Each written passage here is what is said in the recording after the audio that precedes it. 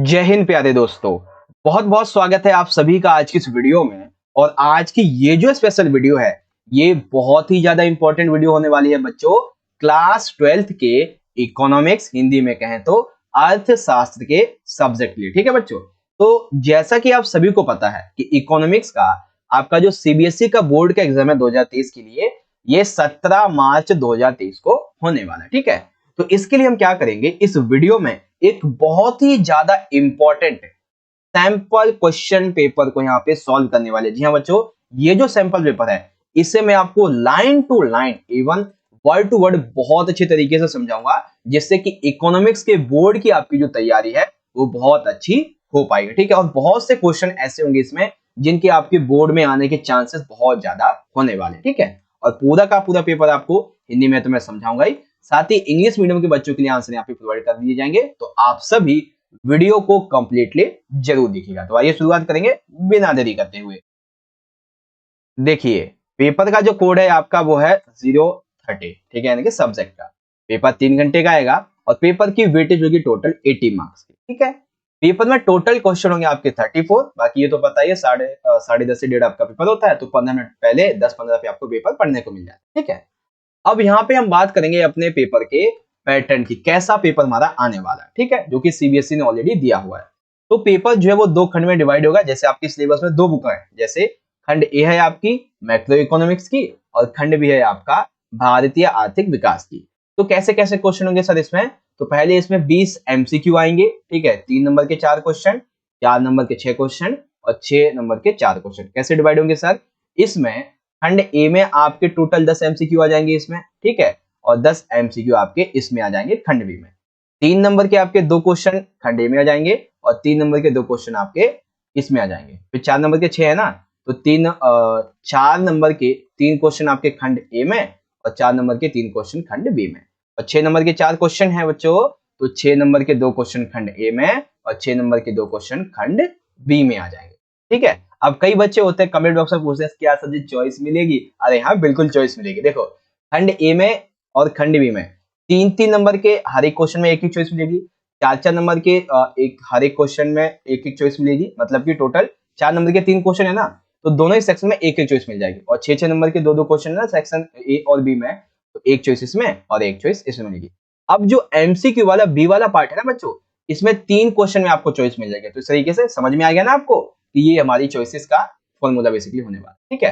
तो हम क्या करेंगे, हम इस पेपर को 2 पार्ट में कवर करेंगे। आज की इस वीडियो में हम खंड नंबर ए यानी कि माइक्रो इकोनॉमिक्स को कवर कर लेंगे। बाकी खंड बी जो रहेगा आपका भारतीय आर्थिक विकास, इसके लिए हम अलग से पार्ट 2 का वीडियो बना देंगे, जिसका लिंक आपको यहाँ पे आई बटन या फिर डिस्क्रिप्शन बॉक्स में दे दिया जाएगा, ठीक है बच्चों। चलिए 3 मिनट हो चुके हैं और बाकी का इंग्लिश मीडियम के बच्चे अपने पेपर के पैटर्न को इजीली यहाँ से देख सकते हैं। Section ABC 20 multiple choice question, ठीक है। 4 शॉर्ट क्वेश्चन 3 मार्क्स के, 6 शॉर्ट क्वेश्चन 4 मार्क्स के, 4 लॉन्ग क्वेश्चन 6 मार्क्स के, इस तरीके से, ठीक है। चलिए, अनुभाग ए आ चुका है हमारा, यानी कि सेक्शन नंबर ए, जिसे हम बोलते हैं मैक्रो इकोनॉमिक्स, ठीक है बच्चों। अब देखो यहाँ पे क्या होगा कि यहाँ पे हम डिस्कस करेंगे टोटल 10 एमसीक्यू, ठीक है। तो आप सभी बच्चों से रिक्वेस्ट है कि आप सभी एमसीक्यू क्वेश्चन का आंसर चाहे तो मन ही मन में या फिर कमेंट बॉक्स में लाइव सेशन दे सकते हैं, जिससे आपकी प्रैक्टिस हो जाएगी। और एंड में वीडियो के मुझे बताना भी कि आपने कितने एमसीक्यू क्वेश्चन का आंसर राइट किया, ठीक है। चलिए अब टाइम वेस्ट नहीं करेंगे, सीधा शुरुआत करेंगे। 4 मिनट पे शुरुआत करते हैं।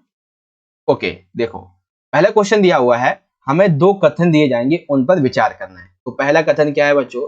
पहला कथन कहता है कि जो व्यय विधि होती है, इसके द्वारा जब हम किसी कंट्री की जीडीपी को ज्ञात करते हैं, सकल घरेलू उत्पाद को, तो उस समय आयात पर होने वाले व्यय को घटाना होता है। यानी कि जो हम खरीदते हैं, ठीक है ना, उसको हम घटा देते हैं जब हम व्यय विधि से किसी कंट्री की जीडीपी को ज्ञात करते हैं। कथन 2 क्या कहता है कि जो भी आयात माल किया जाता है किसी देश में, मतलब क्या होगा कि वो विदेशों से आया होगा। तो विदेशों से आयात की गई वस्तु, जैसे चाइना से कोई वस्तु भारत आ रही है, अमेरिका की कोई वस्तु भारत आ रही है, वस्तु हो गई, सेवाएं हो गई, तो उसका जो मूल्य है वो उनकी जो उत्पत्ति वाला देश है, जैसे अमेरिका से वस्तु भारत आ रही है, तो वो अमेरिका की जीडीपी में ऑलरेडी जुड़ जाता है, चाइना की जीडीपी में ऑलरेडी जुड़ जाता है। तो दोनों बात बिल्कुल सही है, व्यय विधि से जीडीपी ज्ञात करना, और ये जो दूसरा कथन दिया गया ये भी सही है, ठीक है ना। तो कथन 1 कथन 2 दोनों ही हमारे यहाँ पे सही है। ठीक है बच्चों, अब इसी क्वेश्चन को इंग्लिश देख लेंगे। Read the following statements carefully. तो स्टेटमेंट 1 भी हमारा राइट है and second also right, that means option number A right हो जाएगा। ठीक है, first and two are true. चलिए सेकंड क्वेश्चन क्या है, बहुत ही अच्छा सा प्रश्न है बच्चों। प्रत्यक्ष कर के उदाहरण में शामिल है, यानी कि आप गवर्नमेंट को खुद जाकर टैक्स देते हैं, तो वो कौन सा उदाहरण यहाँ पे है? क्या वस्तु एवं सेवा कर? तो कोई भी आप जब वस्तु खरीदते हैं उसमें जीएसटी जो लगा होता है, क्या ये प्रत्यक्ष कर होता है? नहीं होता है। मूल्य वर्धित कर, यानी कि किसी वस्तु पर कोई मूल्य बढ़ जाता है या किसी का कोई और पैसा बढ़ जाता है, तो क्या वो आप प्रत्यक्ष रूप से देते हैं? नहीं। आप जो व्यापार करते हैं, खरीद फरोख्त करते हैं, ठीक है, क्या वो आप सरकार को डायरेक्ट टैक्स देते हैं? नहीं देते हैं। तो ये तीनों ही तीनों कैसे हैं? ये तीनों के तीनों है बच्चों अप्रत्यक्ष। कैसे हैं ये? अप्रत्यक्ष होता है। तो प्रत्यक्ष क्या होगा? प्रत्यक्ष होता है बच्चों इनकम टैक्स, जिसे हिंदी में बोलते हैं आयकर, क्योंकि एक सीमा होती है पैसे की, उसके अनुसार आपको अगर ज्यादा आपकी उससे कमाई होती है तो आपको कुछ टैक्स जो है वो गवर्नमेंट को देना पड़ता है। तो ये प्रत्यक्ष कर का उदाहरण है। ठीक है बच्चों, example of direct taxes included income tax. ठीक है बच्चों, अगला क्वेश्चन में थर्ड क्या दिया हुआ है? थर्ड में दिया हुआ है कि मशीनों का आयात भुगतान शेष के डैश खाते के डैश मदों में शामिल होंगे, यानी कि जो मशीनों का आयात होता है ये भुगतान शेष के किस खाते में, किस मद में शामिल होंगे? तो ये चालू खाते में शामिल होंगे। और कौन सी मदों में? डेबिट मदों में। जब मशीनों का आयात का भुगतान किया जाता है, यानी कि डेबिट का मतलब पैसा कटना, ठीक है, पैसा कटेगा किससे? चालू खाते से ही कटेगा। तो जब हम भुगतान कर रहे हैं तो पैसा हमारा कटता है, तो डेबिट हो गया, और पैसा कटेगा किससे? चालू खाते से, तो बस चालू डेबिट आ जाता है, सिंपल सा।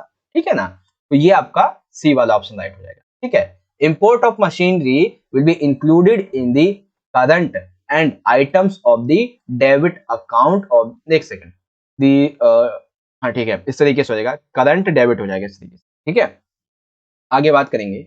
अब ये जो बच्चों क्वेश्चन है बहुत ही अच्छा सा ध्यान से समझिएगा, आगे चल के इसके बारे में ना मैं आपको 3 नंबर में क्वेश्चन समझाऊंगा। अभी अभी पहले आप इसे ध्यान से समझो कि वह दर जिस पर व्यावसायिक बैंक यानी कि कोई बिजनेस बैंक जो है ये केंद्रीय बैंक के पास में अपना अतिरिक्त फंड जमा करके केंद्रीय बैंक से सरकारी प्रतिभूति की पुनर्क्रिया प्रस्ताव के तहत प्रतिभूति क्रय करते हैं। मतलब क्या कि कोई एक व्यावसायिक बैंक है, ठीक है, तो जो केंद्रीय बैंक होती है उसके पास में क्या करता है, अपना जो पैसा ज्यादा होता है ना, फंड जो होता है, उसके बाद जमा कर देता है। और जमा करने के बाद में कुछ प्रस्ताव वगैरह या प्रतिभूति क्रिया करते हैं, तो ये क्या कहलाता है? रेपो दर, वैधानिक तरलता अनुपात, नगद आरक्षित अनुपात या फिर रिवर्स रेपो। तो क्या बोलते हैं बच्चों? इसको बोलते हैं रिवर्स रेपो दर। डी हमारा राइट है। ठीक है बच्चों, रिवर्स रेपो दर बोलते हैं। Okay, the rate at which commercial banks deposit their excess funds with the central bank and the purchase securities under the offer for the resale of government securities from the central bank, that is called reverse repo rate। चलिए अब यहाँ पे ये वाला जो question है बच्चों, इसमें आपका एक 3 नंबर का क्वेश्चन कंप्लीट हो जाएगा और एक एमसीक्यू भी कंप्लीट हो जाएगा। कैसे सर? हमें कुछ कथनों पे विचार करना है। कथन दिया हुआ है जो सेंट्रल बैंक होता है, केंद्रीय बैंक, इसके कार्य में। तो जो केंद्रीय बैंक होता है ये क्या करता है? नोट निर्गमन का एकाधिकार, यानी कि जो आज हम करेंसी देखते हैं, ठीक है ना, हमारे पास जो पैसा 10, 20, 50, 100, 2000 का, 1000 का तो है ही नहीं अब, ठीक है ना, तो वो कौन यहाँ पे निर्गमन करता है? उसका कौन बनाता है? केंद्रीय बैंक। ठीक है, और वैधानिक मुद्रा भी यही जारी करता है, यानी कि जो इंडिया में मुद्रा चलती है उसका एक अधिकार इसी के पास होता है और यही जारी करता है।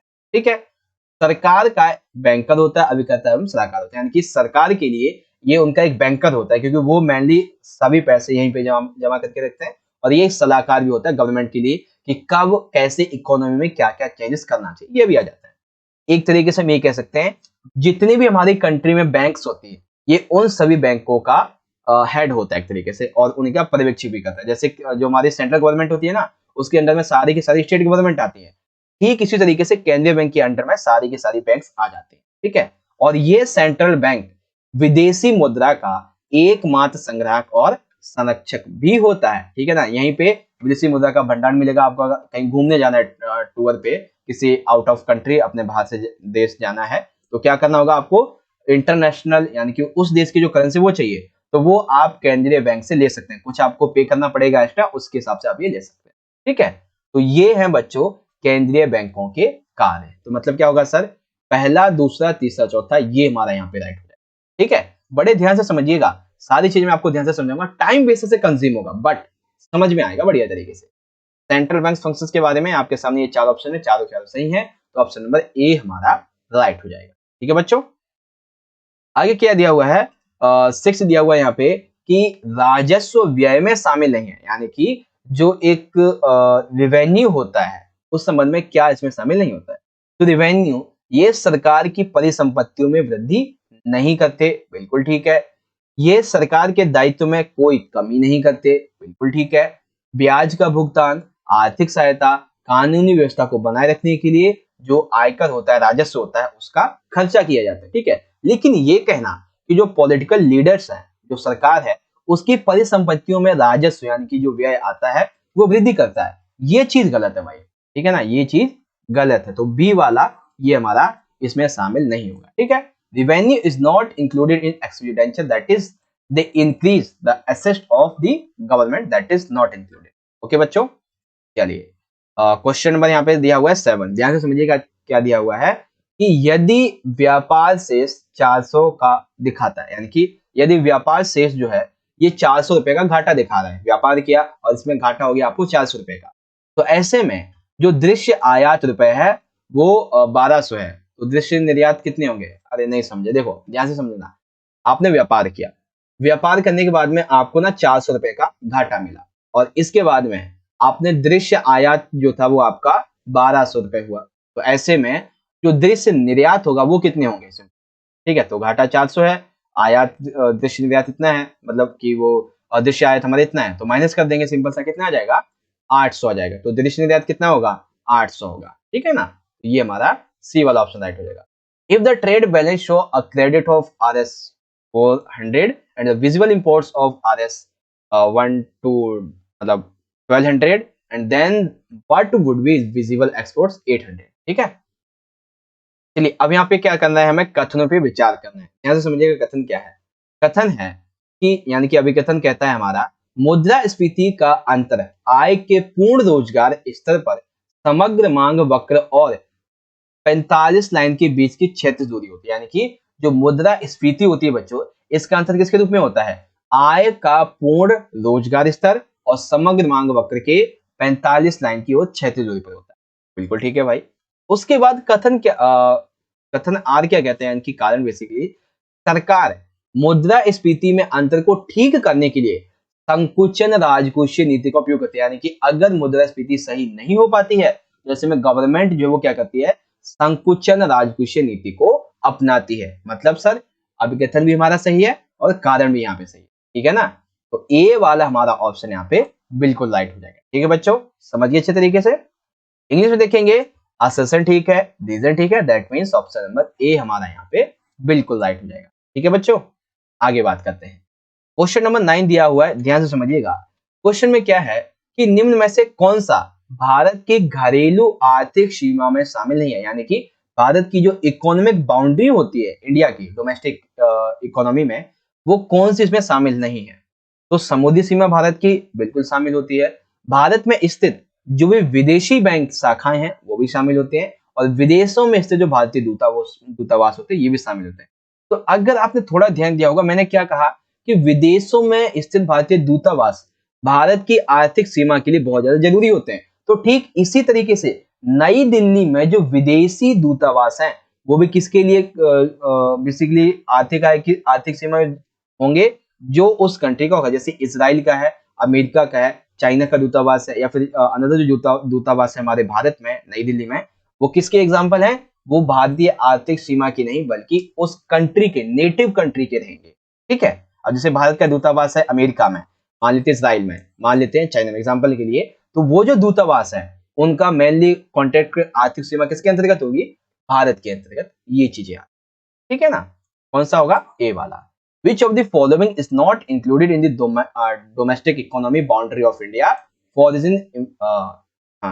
embassies in New Delhi? चलिए अब एक क्वेश्चन दिया हुआ है यहाँ पे कि यदि वास्तविक सकल देशीय उत्पाद 200 रुपए है, ठीक है, वास्तविक सकल देशीय उत्पाद अगर 200 रुपए है और मौद्रिक सकल उत्पाद देशीय 210 रुपए है, ठीक है, तो कीमत सूचकांक बच्चों कितना होगा, ध्यान से समझिएगा। वास्तविक सकल देशीय उत्पाद कितना है हमारा ये है हमारा 200 रुपए। ठीक है, मौद्रिक सकल पद कितना है, ये हमारा 210 रुपए।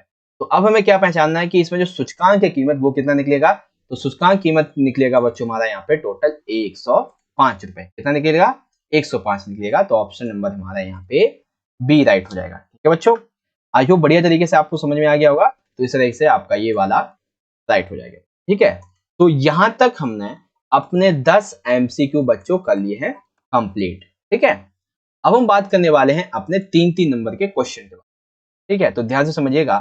क्वेश्चन नंबर 11 दिया हुआ है कि यदि एक अर्थव्यवस्था में आय का संतुलन 1200 करोड़ है, तो हमने क्या देखा, जो हमारी आय का संतुलन वो कितना है बच्चों, ये है 1200 करोड़ CR। ठीक है, और सीमांत उपभोग प्रवृत्ति तथा सीमांत बचत प्रवृत्ति, देखो सीमांत उपभोग प्रवृत्ति और जो सीमांत बचत प्रवृत्ति है, इनका अनुपात कितना है, 3:1। ठीक है, थोड़ा बड़ा करना पड़ेगा, कितना है, 3:1 है। तो अर्थव्यवस्था में जब नया संतुलन हुआ, कितना, 20,000 करोड़, तब ऐसे में कितने निवेश की आवश्यकता पड़ेगी। तो आइए देखते हैं कैसे निकालेंगे इसका आंसर। लिखेंगे, हमें दिया गया है बच्चों 1200 करोड़, तो MPC अनुपात में MPS, तो ये कितना है, 3:1 है। तो MPC निकालने के लिए क्या करेंगे, हम 3 बटे में कर देंगे 4 और MPC 1 बटे में 4 हो जाएगा। तो अब जब नया संतुलन आया है, ठीक है ना, नया संतुलन ये कितना है, 20,000 करोड़ है। तो इसके लिए हम क्या करेंगे, हम इसे कर देंगे पहले माइनस, तो 8,000 करोड़ आ जाएगा। अब यहाँ पे 1 बटा MPS ये कितना देगा, टोटल 4 आ जाएगा। ठीक है, तो 4 यहाँ पे इस तरीके से आएगा। तो टोटल जो है हमें कितना चाहिए होगा, 2,000 करोड़। ठीक है ना, तो जो नया भुगतान शेष रहेगा ये वाला अतिरिक्त निवेश जो चाहिए वो कितना चाहिए होगा बच्चों, वो चाहिए होगा हमें 2,000 करोड़, बस इससे ज्यादा नहीं। ठीक है, इस तरीके से आपका ये कंप्लीट हो जाता है। ओके बच्चों, तो आई होप आपको अच्छे तरीके से समझ में आ गया होगा ये वाला पार्ट भी। ओके, चलिए आगे देखेंगे। अगला क्वेश्चन नंबर 12, ध्यान से समझिएगा। क्वेश्चन में दिया हुआ है हमें निम्नलिखित को परिभाषित करना, एक एक नंबर में 3। व्यापार शेष किसे कहते हैं, भुगतान शेष घाटा किसे कहते हैं, स्थिर विदेशी विनिमय दर किसे कहते हैं, और अथवा में है प्रत्यक्ष कर तथा अप्रत्यक्ष कर को उदाहरणित अंतर स्पष्ट कीजिए। ये मैं आपको समझा चुका हूं, अभी दोबारा समझा दूंगा। तो पहले हम इन 3 पॉइंट को डिस्कस करते हैं। पहला पॉइंट है व्यापार शेष। व्यापार शेष का क्या मतलब होता है, उसके बाद भुगतान शेष और स्थिर विदेशी दर। देखो तीनों ही एक साथ मैं आपको समझाऊंगा।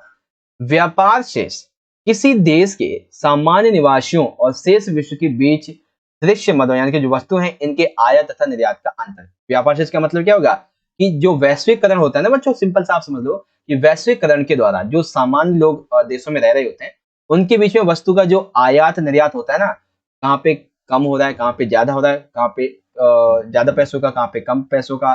ठीक है, विकसित विकासशील ऐसा कुछ जो होता है ना, तो उसमें जो डिफरेंस पाया जाता है उसको व्यापार शेष बोलते हैं। ठीक है, भुगतान शेष घाटा। भुगतान शेष में घाटा इसका मतलब क्या है कि जब राजस्व प्राप्तियों का मूल्य स्वायत्त भुगतान के मूल्य से कम हो जाता है तो भुगतान शेष में घाटा आता है। मतलब कि राजस्व प्राप्ति का मूल्य स्वायत्त भुगतान के मूल्य से कम, यानी कि जो राज्य को आय मिली है, जो कर मिला है बेसिकली, वो है बहुत ही ज्यादा कम। कैसा कम, जितना उन्होंने खर्चा किया है। ठीक है, तो इसका मतलब क्या है कि भुगतान शेष में फिर बनेगा घाटा, इसको बोलते हैं भुगतान शेष घाटा। उसके बाद स्थिर विदेशी विनिमय दर क्या होती है, तो ये एक वो विदेशी विनिमय दर होती है बच्चों जिसका निर्धारण या तो देश की सरकार या फिर जो मौद्रिक अथॉरिटी होती है यानी कि केंद्रीय बैंक उससे करती है, उसे स्थिर विदेशी विनिमय दर बोलते हैं। यानी कि विदेशी विनिमय दर क्या होती है, इसका निर्धारण किया जाता है किसके द्वारा, देश के गवर्नमेंट या फिर वहां की जो सेंट्रल बैंक होती है मौद्रिक अथॉरिटी उसके द्वारा। तो इसको बोलते हैं स्थिर विदेशी विनिमय दर। ठीक है ना, तो तीनों के तीनों पार्ट आपको समझ में आ गए बच्चों, व्यापार शेष, भुगतान शेष में घाटा, स्थिर विदेशी विनिमय दर, सिंपल सा।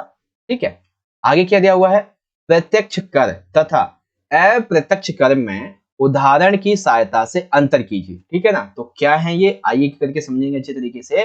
देखो प्रत्यक्ष कर सिंपल सा क्या होता है कि इस कर के भुगतान का दायित्व और वास्तविक भार किस पर होता है, किसी एक ही व्यक्ति पर होता है, क्योंकि टैक्स जो लगेगा किस पे लगेगा, एक ही पर तो लगेगा। किसी इसे क्या टैक्स आप पर जो लग रहा है या संपत्ति जो कर लग रहा है, ठीक है ना, जमीन का कर जो लग रहा है, क्या इसे आप किसी और को दे सकते हो या फिर इसे बांट सकते हो किसी पर, नहीं बांट सकते। यानी कि इस कर के भार को आप किसी दूसरे व्यक्ति पर नहीं डाल सकते, ना ही तो आप सरकार को देने में से टाइम लगा सकते हो, क्योंकि ऐसा करोगे तो आप पे पेनल्टी बैठ जाएगी। ठीक है। अप्रत्यक्ष का थोड़ा सा अलग होता है। इसमें क्या होता है, इसमें भुगतान का दायित्व और वास्तविक भार अलग अलग व्यक्तियों पर पड़ता है। ठीक है। इस कर को भार आगे टाला जा सकता है। उत्पाद कर, बिक्री कर, जैसे कि आपने कोई कुरकुरा खरीदा, कोई बिस्किट खरीदा, कोई नूडल खरीदा, तो ऐसे में उस पर जो टैक्स लग रहा है वो कोई एक व्यक्ति तो दे नहीं रहा, वो उसे सभी व्यक्ति दे रहे हैं। ठीक है ना, तो ऐसे में उसका भार सभी व्यक्तियों पर आ जाता है। खरीदना, बेचना, भंडारण करना, ठीक है ना, भंडारा नहीं पूरी सब्जी वाला, मतलब कि भंडारण का मतलब कि उसको अपने पास जमा करके रखना। ठीक है ना, तो ये अप्रत्यक्ष कर में आ जाते हैं। प्रत्यक्ष डायरेक्ट रूप से गवर्नमेंट को देना और अप्रत्यक्ष इनडायरेक्ट रूप से गवर्नमेंट को देना, इसको बोलते हैं। ठीक है बच्चों, तो आपको ये 3 नंबर का क्वेश्चन भी कंप्लीट समझ में आ गया अच्छे तरीके से। ठीक है, तो व्यापार शेष, भुगतान शेष में घाटा, विदेशी विनिमय, ये तीनों आपको समझ में आए। फिर प्रत्यक्ष कर की बात करी हमने और अप्रत्यक्ष की बात करी। ठीक है, अब आता है इंग्लिश में डिफाइन द फॉलोइंग। तो trade balance, effect in balance of payments, fixed foreign exchange rate. ठीक है ना, तो ट्रेड बैलेंस क्या होता है बच्चों, इसके बारे में यहाँ से पढ़िए। Defect in the balance of payments, इसके बारे में यहाँ से पढ़िए। और fixed origin foreign exchange rate, fixed foreign exchange rate, इसके बारे में यहाँ से पढ़ सकते हैं। उसके बाद differentiate between direct tax and indirect tax with the help of example. ठीक है, तो बच्चों डायरेक्ट टैक्स क्या होता है, इनडायरेक्ट टैक्स क्या होता है, इजीली आप यहाँ से समझ सकते हैं। ठीक है, तो 3-3 नंबर के 2 क्वेश्चन कंप्लीट कर लिए हमने और एक में हमने चॉइस भी देख ली। ठीक है बच्चों, आगे देखते हैं। अब हम बात करेंगे अपने 4-4 नंबर के 3 क्वेश्चन के। ठीक है, जिसमें आपको एक क्वेश्चन में चॉइस मिल जाएगी। ओके, पहला क्वेश्चन बहुत ही सिंपल सा है, 13वां क्वेश्चन। औचक बचत प्रवृत्ति, जिसे हम बोलते हैं एपीएस, इसकी विशेषताएं लिखिए। ठीक है, तो क्या है एपीएस की विशेषताएं बच्चों?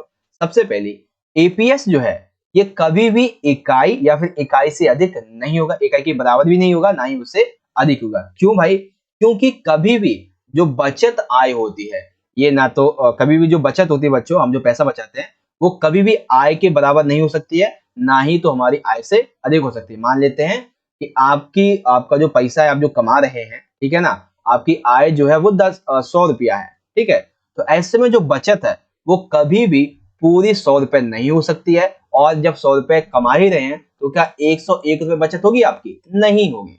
ठीक है ना, तो ये एपीएस की सबसे पहली विशेषता है। दूसरी विशेषता है एपीएस शून्य हो सकती है। जैसे समविच्छेद बिंदु पर c इक्वल टू वाई, तब s इक्वल टू 0 होगा, यानी कि हम जो कमाते हैं वो शून्य हो सकता है क्योंकि हम सारा खर्च कर देते हैं। तो इसमें c इक्वल टू वाई और तब s इक्वल टू 0 हो जाता है। ठीक है, और हाँ, एपीएस जो है वो ऋणात्मक भी हो सकता है या फिर इकाई से कम हो सकता है। मतलब हम जो पैसा कमाते हैं, हमारी जो आय होती है वो ऋणात्मक हो सकता है, क्योंकि जितना हम कमा रहे हैं उससे ज्यादा खर्चा हो जाता है, कर्जा लेना पड़ जाता है, तो ऐसा ही कुछ आता है। तो यहाँ पे समविच्छेद बिंदु से नीचे स्तर पर एपीएस क्या होता है बच्चों? ऋणात्मक हो सकता है। क्यों भाई? क्योंकि अर्थव्यवस्था में बचत होती है, यानी कि इकोनॉमी में बचत नहीं होती है, तब सी जो है पाई से कम हो जाता है, इस तरीके से। ठीक है, ईपीएस जैसे जैसे आय बढ़ेगी वैसे वैसे एपीएस भी बढ़ता जाएगा, यानी कि औसत बचत किसी कंट्री के लिए, किसी व्यक्ति के लिए, किसी इकोनॉमी के लिए डिपेंड करता है उसकी आय पर। अगर उसकी आय जो है मान लेते हैं कि 100 ट्रिलियन डॉलर है, ठीक है ना, 100 ट्रिलियन डॉलर है उसकी आय, तो ऐसे में उसका जो एपीएस है वो भी बहुत ज्यादा हाई होगा। वहीं अगले ही साल इसका जो बेसिकली बचत है कंट्री का या फिर कंपनी का, वो मान लेते हैं 100 ट्रिलियन डॉलर बैठता है, तो ऐसे में उसका जो एपीएस होगा वो कम हो जाएगा। ठीक है ना, तो ये चीजें आती है। और कई बार कर्जा भी लेने पड़ जाता है, जैसे वर्तमान में पाकिस्तान से बहुत ज्यादा कर्जा लेने पड़ जा रहा है, तो ऐसे में उसकी जो औसत बचत होगी ना, वो तो इवन ऋणात्मक में जा रही होगी, बचत तो छोड़ो, ऋणात्मक में जा रही होगी, नकारात्मक में। ठीक है ना, कर्जा ही कर्जा होता जा रहा है, तो ये चीजें होती है। ठीक है बच्चों, तो समझ में आ गया आप सभी को औसत बचत प्रवृत्ति यानी कि एपीएस की विशेषताएं क्या है। ठीक, अब इसी को इंग्लिश में देख लेंगे। Write the characteristics of average propensity to save APS. ठीक है ना, तो average propensity to save features of APS इस तरीके से दिए हुए हैं, ज्यादा पढ़ सकते हैं। ठीक है, अगला क्वेश्चन दिया हुआ है बच्चों हमारा क्वेश्चन 14। इसमें क्या है कि अर्थव्यवस्था में अभावी मांग दूर करने में निम्नलिखित की भूमिका समझाइए, यानी कि अर्थव्यवस्था में, इकोनॉमी में जो मांग हो रही होती है, तो ऐसे में से दूर करने की जो भूमिका है, जिसमें खुले बाजार कार्रवाई की क्रियाएं या फिर बैंक दर, ये दोनों ही आपको समझाने 2-2 नंबर में होती है। ठीक है, तो आइए एक एक करके समझते हैं आखिर ये होती क्या है। तो अर्थव्यवस्था में अभावी मांग को दूर करने में सबसे पहले भूमिका बात करेंगे खुली बाजार कार्यवाही यानी कि क्रियाओं की। क्या मतलब है इसका? तो सेंट्रल बैंक यानी कि केंद्रीय बैंक के द्वारा खुले बाजार की जो सरकारी प्रतिभूतियां होती हैं, इनके क्रय विक्रय, इनको बोलते हैं खुले बाजार की क्रिया। यानी कि सेंट्रल बैंक के द्वारा सरकार की तरफ से होने वाली प्रतिभूतियों का खरीदना बेचना खुले बाजार की क्रियाएं कहलाता है। अब जैसे सेंट्रल जो बैंक है, केंद्रीय बैंक, उसने ये देखा कि वर्तमान में ना बाजार में कुछ नई चीज चाहिए, तो ऐसे में वो क्या करता है केंद्रीय बैंक, वो सरकार की प्रतिभूतियों को खरीद लेता है और उसके बदले में उससे जो है नगद राशि दे देता है, या फिर वाणिज्य बैंक की ऋण देने की क्षमता बढ़ा देता है, इस तरीके से।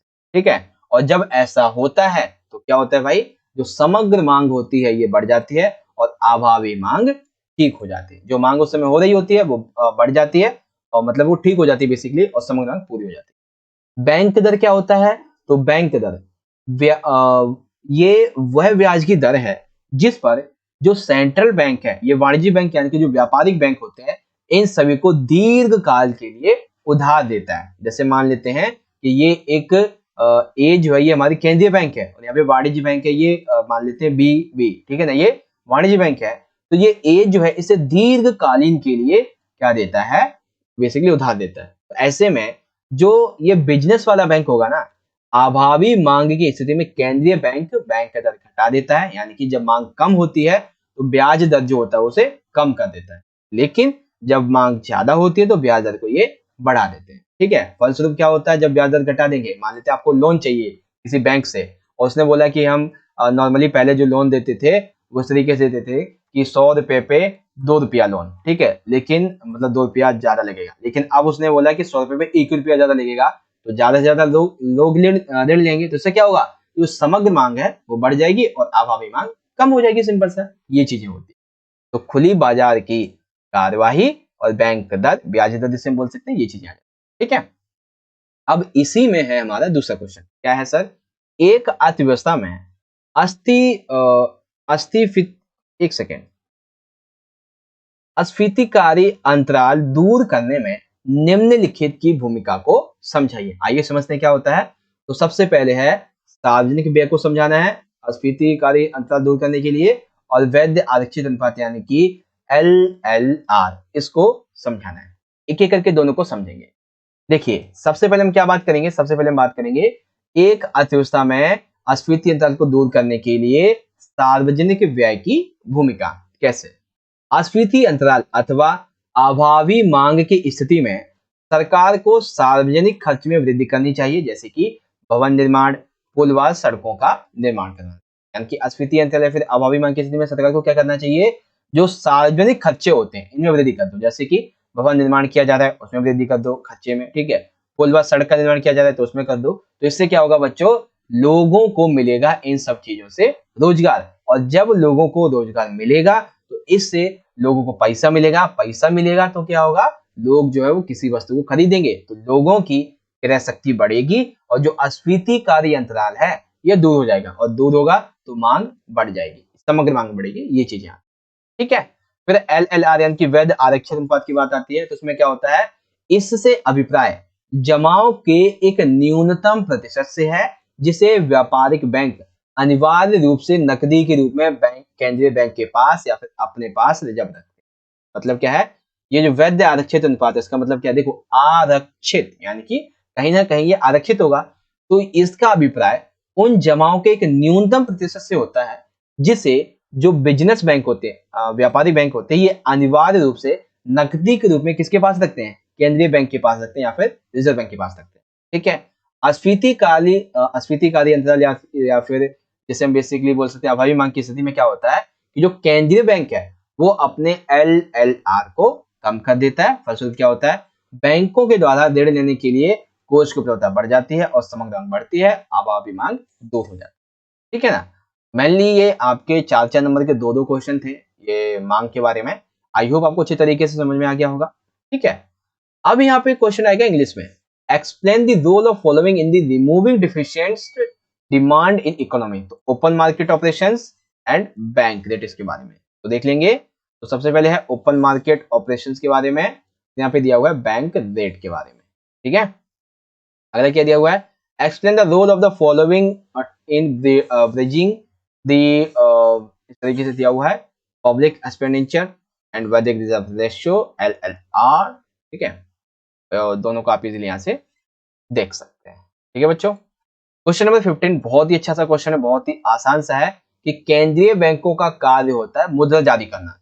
तो मुद्रा जारी करने के रूप में केंद्रीय बैंक के इस कार्य को समझाइए। देखो, मुद्रा जारी करना किसी भी केंद्रीय बैंक का सबसे पहला और बहुत ही महत्वपूर्ण कार्य माना जाता है। ठीक है, आजकल प्रत्येक देश में, हर एक देश में अपना अपना केंद्रीय बैंक होता है। इसीलिए हमारे देश में केंद्रीय बैंक किसे बोलते हैं? Reserve bank. ये क्या करता है?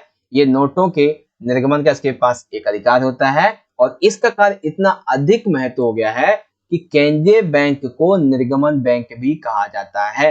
ठीक है ना, तो रिजर्व बैंक यानी कि केंद्रीय बैंक, केंद्रीय बैंक यानी कि निर्गमन बैंक। क्योंकि निर्गमन बैंक क्यों बोलते हैं बच्चों? क्योंकि ये जो रिजर्व होता है यानी कि पैसा जो होता है ना, नोट जो होते हैं, उनको निर्गमन करता है, लोगों तक पहुंचाता है, छापता है। ठीक है ना, वही चीज है। नोट जारी करने की दृष्टि से केंद्रीय बैंक को मुख्यतः 3 बातों पर ध्यान देना पड़ता है। जो भी हमारे केंद्रीय बैंक होता है ना, जब नोट जारी करता है तो 3 बातों पर ध्यान देना पड़ता है। सबसे पहले जो नोट है वो एक रूपता जैसे होने चाहिए, लोचशीलता एक जैसी होनी चाहिए, यानी कि जो और लोचशीलता होनी चाहिए, सुरक्षा होनी चाहिए, यानी कि जो एक आप जो नोट देखते हैं उसे कई चरणों से बनने के लिए गुजरना पड़ता है। ठीक है, इसमें एक रूपता, उसकी सुरक्षा, कोडिंग, डिजाइन, कलर प्रिंटिंग, बहुत सारी छोटी से छोटी माइक्रो स्क्रिप्ट के जरिए उसमें जो डिजाइन वगैरह बनाई जाती है ना एक नोट में, वो तो मशीन कर देती है।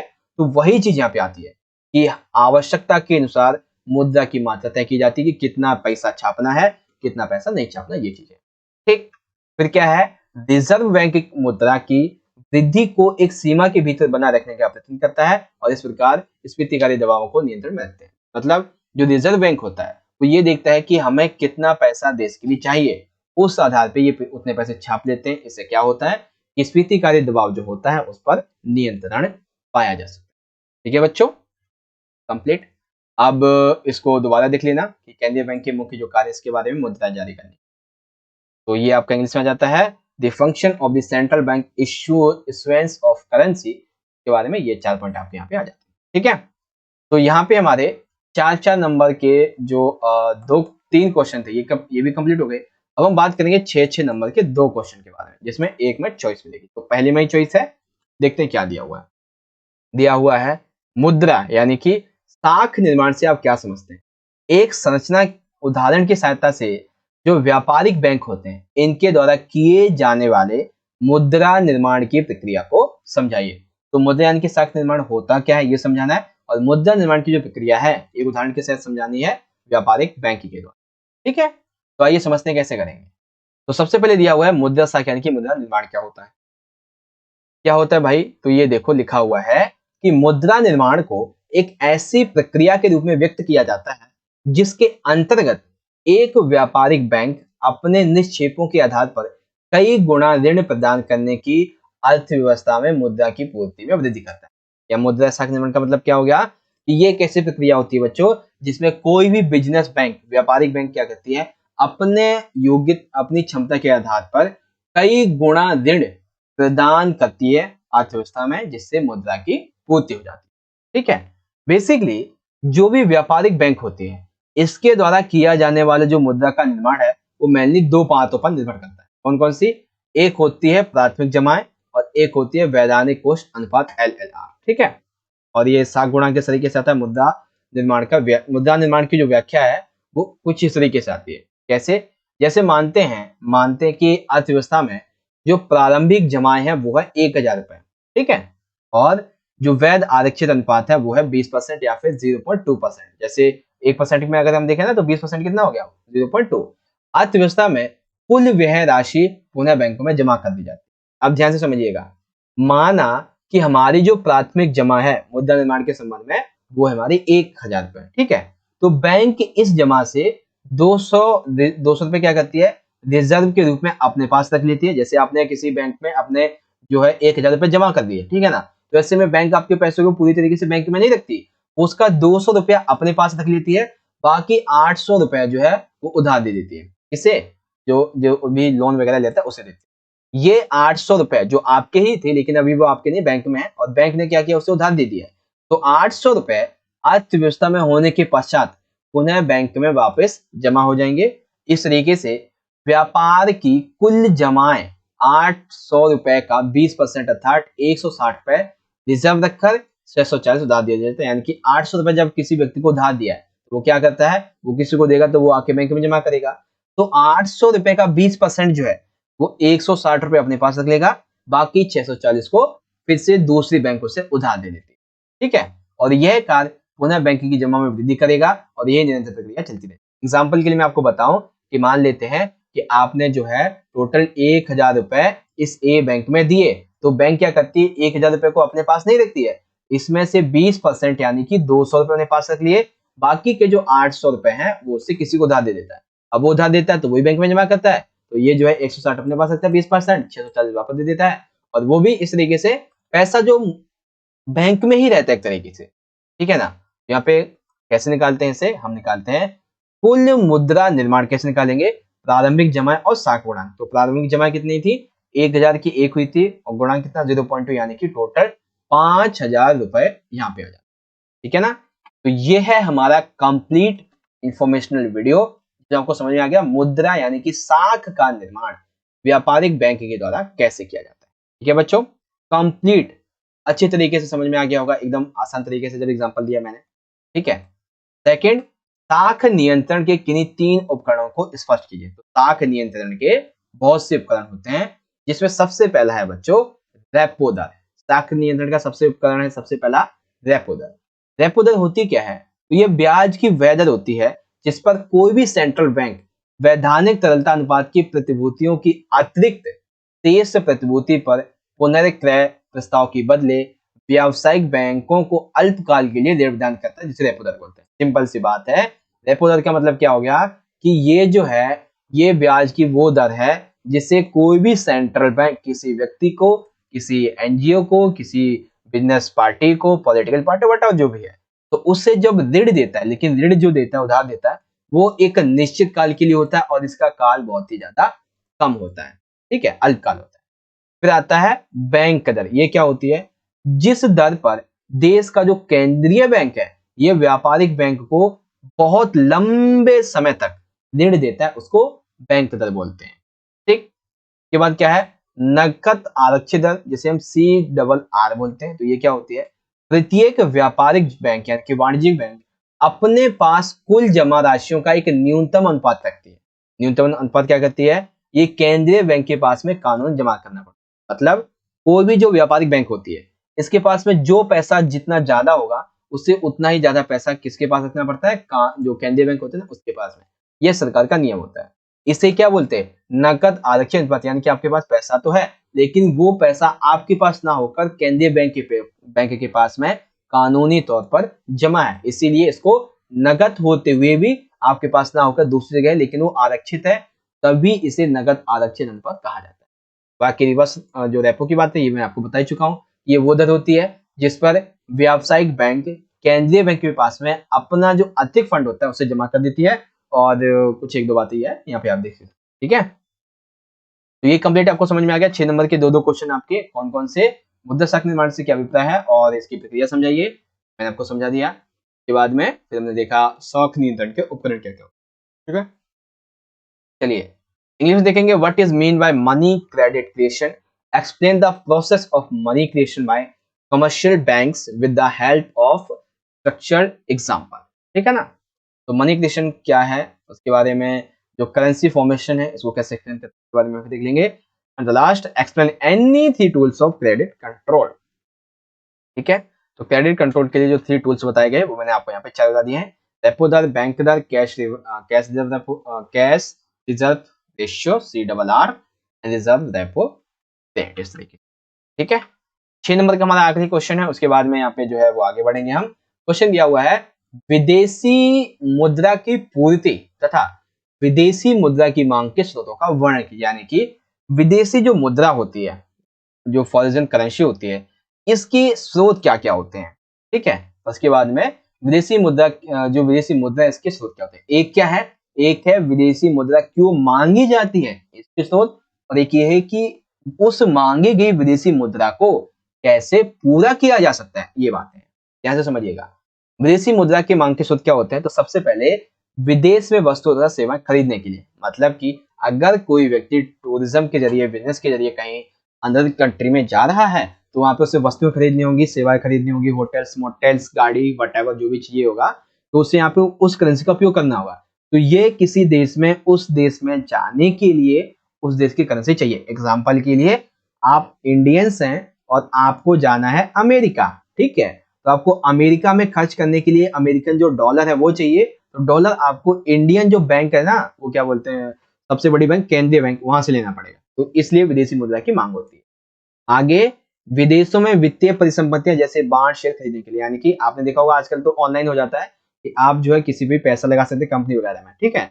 तो ऑनलाइन में आप विदेशी मुद्रा कैसे कन्वर्ट करते हैं? जैसे रुपया हमारा इंडियन का, तो ऑनलाइन में जो हमारा रुपया होता है इसको कन्वर्ट कर देता है जब हम पैसा पे करते हैं डॉलर में, ठीक है ना।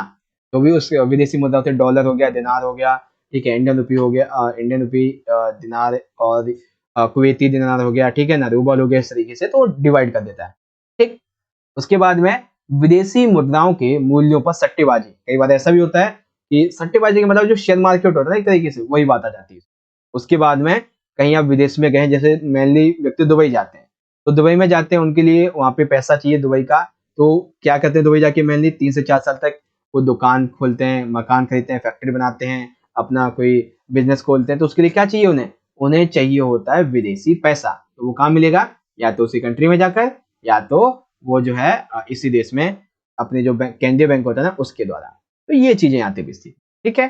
तो विदेशी मुद्रा मांग की होती क्यों है?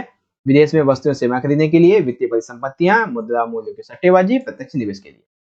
अब बारी ये आती है, चलो मांग तो समझ में आ गई, अब हम इसे पूरा कैसे करेंगे? क्या हमारे पास सोर्स है इसको पूरा करने के? मांग, सबसे पहला सोर्स है बच्चों, विदेशियों द्वारा घरेलू बाजार में प्रत्यक्ष वस्तु सेवाओं की खरीद, यानी कि जो विदेशी है, जैसे हम भारत की अपनी मार्केटिंग की बात करते हैं, तो भारत की मार्केट की जो चीजें, चाहे वो ऑनलाइन या ऑफलाइन हो गई, वो अगर कोई विदेशी, चाइना, अमेरिका, ये अगर खरीदते हैं, ठीक है ना, तो इससे हमें वो भुगतान कैसे करेंगे? अपनी करेंसी में करते हैं, तो उनकी करेंसी हमें मिल जाती है, ठीक है। विदेशियों द्वारा प्रत्यक्ष निवेश, जैसे भारतीय लोग जाते हैं दूसरे कंट्री में, तो दूसरे कंट्रीज के लोग भी भारत में आते हैं और अपना बेसिकली कुछ धंधा बेसिकली खोलते हैं, जैसे कोई बिजनेस, कंपनी, मॉल या कुछ भी खोलते हैं, ठीक है ना। तो वो भुगतान कैसे करते हैं? डॉलर में ही करते हैं, ओके। विदेशी पर्यटकों का हमारे देश में भ्रमण, जैसे हमारे पर्यटक, हम जो है इंडियन खुद टूरिस्ट बन के दूसरी कंट्री में जाते हैं, ठीक इसी तरीके से दूसरे कंट्री के व्यक्ति भी हमारे देश में घूमने आते हैं, तो वो भुगतान करते हैं डॉलर में। एग्जाम्पल मैं आपको देता हूँ, अभी के टाइम पे अगर आप हुमायूं टॉम जाओगे, हुमायूं का मकबरा जाओगे, तो इंडियंस के लिए नॉर्मली वहां पे फीस है 10 से 15 रुपए की एक टिकट है, शायद अब तो बढ़ गई होगी, मैं गया नहीं 3-4 साल से। जब मैं गया था 3-4 साल पहले तो शायद अराउंड 15 रुपए थी, लेकिन वहीं जो विदेशी है उनके लिए तकरीबन 20 से 30 डॉलर थी। कितनी? 20 से 30 डॉलर। अगर इसको हम इंडियन करेंसी में कवर करें तो 80 × 30, दैट मीन्स की 2400 रुपए, ठीक है ना, 2400 रुपए, ठीक है ना। तो ये चीज थी उनके लिए। तो कुछ कुछ ये बात है, लेकिन उनके लिए तो 30 जो डॉलर है वो उनके लिए 30 रुपए के समान जैसे हमारे लिए होता है, ठीक है। विदेशों में रहने वाले अनिवासी भारतीयों द्वारा भेजा गया धनिया प्रेषण एक पक्षीय स्थान, मतलब कि जैसे भारतीय जो लोग हैं, इन्होंने अमेरिका में बहुत सारी कंपनीज को खोला हुआ है, तो वो वहां से पैसा जो है वो भारत में भेजते हैं, ठीक है। तो वो भी प्राप्त होता है। साथ ही वस्तुओं या फिर सेवाओं का जब हम निर्यात करते हैं, जैसे भारत जो है चाय, मसाले, अभी के टाइम पे तो हथियार वगैरह का भी निर्यात कर रहा है, तो ऐसे में जो खरीदता है वो विदेशी मुद्रा देता है, तो उससे हमें विदेशी मुद्रा मिल जाती है। ये चीजें होती है बच्चों, सिंपल सिंपल सी, ठीक है ना।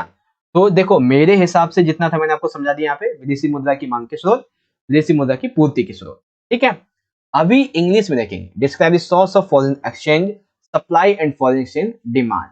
तो सोर्स क्या होता है फॉरेन एक्सचेंज डिमांड के, एंड मांग है बेसिकली, डिमांड है, ठीक है ना। उसके बाद सोर्स क्या है, इसको कंप्लीट करने के लिए, हमारे सामने ये बातें आ जाती है, ठीक है बच्चों। तो इस तरीके से आज का हमारा ये पेपर यहाँ पे हो जाता है कंप्लीट, ठीक है बच्चों। ये था हमारा पेपर आज का इकोनॉमिक्स का, जिसमें पहले हमने देखे अपने कुछ एमसीक्यू क्वेश्चंस, ठीक है।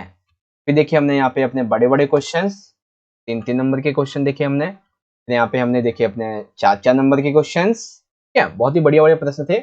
आई होप आपको अच्छे तरीके से समझ में भी आए होंगे, ठीक है। यहाँ पे हमने देखे अपने 6 नंबर के क्वेश्चन। ठीक है, अब जो हमारा आएगा बच्चों वो रहेगा हमारा दूसरा पार्ट जो कि है सेक्शन नंबर बी। ठीक है ना, ये है हमारा section number B, Indian economic development के बारे में। तो आप क्या कीजिए बच्चों कि जितना ज्यादा हो सके उतना ज्यादा मुझे कमेंट बॉक्स में करके बताओ कि यस सर हमें जल्दी जल्दी ये पार्ट 2 का वीडियो ला दीजिए। ठीक है ना, इस खंड बी को हम पार्ट नंबर 2 में समझेंगे। ठीक है, जल्दी जल्दी जितना ज्यादा से ज्यादा आप कमेंट करेंगे उतनी जल्दी से जल्दी मैं आपके लिए वीडियो लेके आ जाऊंगा, और उस वीडियो का लिंक आपको डिस्क्रिप्शन बॉक्स में दे दूंगा या फिर आपको यहाँ पे आई बटन में दे। ठीक है, बाकी आप सभी को ये वाला वीडियो कैसा लगा इसे कमेंट बॉक्स में जरूर बताना। वीडियो अच्छी लगी है बच्चों तो ज्यादा से ज्यादा लाइक करना। ठीक है, अगर आप सभी को आज की ये जो वीडियो वो अच्छी लगी है तो ज्यादा से ज्यादा इस वीडियो को लाइक करो, क्योंकि आप जितना ज्यादा वीडियो को लाइक करेंगे बच्चों उतना ज्यादा हमारा और मोटिवेशन बढ़ता है इस वीडियो को बनाने के लिए। साथ ही इस वीडियो को अपने सभी क्लासमेट के साथ में, इकोनॉमिक्स आपके दोस्त हैं उनके साथ में शेयर करो ताकि वो भी इससे अपनी तैयारी कर सके। बाकी मिलेंगे आपसे अगली वीडियो में, तब तक के लिए आप पढ़ते रहिए और ख्याल रखना अपना अच्छे से। ठीक है, धन्यवाद, जय हिंद, वंदे मातरम।